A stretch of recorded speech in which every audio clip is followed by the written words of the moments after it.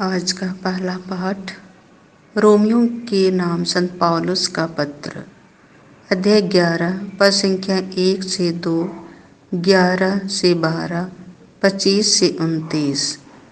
मन में यह प्रश्न उठता है, क्या ईश्वर ने अपनी प्रजा को त्याग दिया है? निश्चय ही नहीं।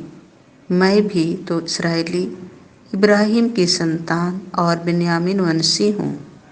क्या आप नहीं जानते कि धर्म ग्रंथ इलियस के विषय में क्या कहता है, जब वह ईश्वर के सामने इस्राएल पर यह अभियोग लगाता है?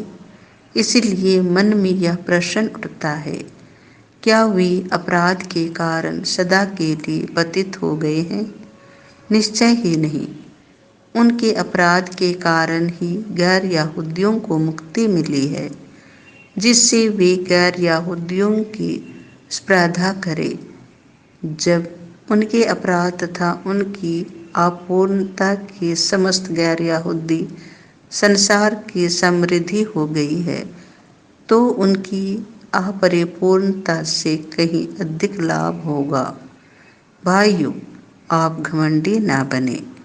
इसलिए मैं आप लोगों पर यह रहस्य प्रकट करना चाहता हूँ। इस्राएल का एक भाग तब तक अंधा बना रहेगा जब तक गैर यहूदियों की पूर्ण संख्या का प्रवेश न हो जाए। ऐसा हो जाने पर समस्त इस्राएल को मुक्ति प्राप्त होगी, जैसा कि लिखा है, सिमोन में मुक्तिदाता उत्पन्न होगा और वह याकूब से अधर्म को दूर कर देगा। जब मैं उनके पाप हर लूँगा, तो यह उनके लिए मेरा विधान होगा।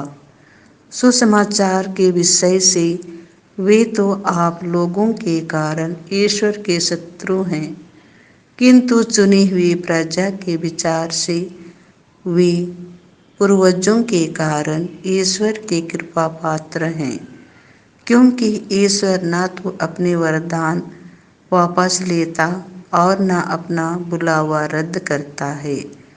यह प्रभु की वाणी है।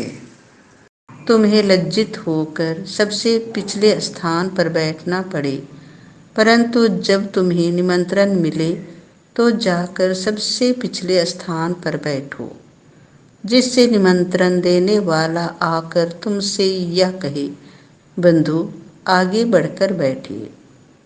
इस प्रकार सभी अतिथियों के सामने तुम्हारा सम्मान होगा, क्योंकि जो अपने को बड़ा मानता है वह छोटा बनाया जाएगा, और जो अपने को छोटा मानता है वह बड़ा बनाया जाएगा।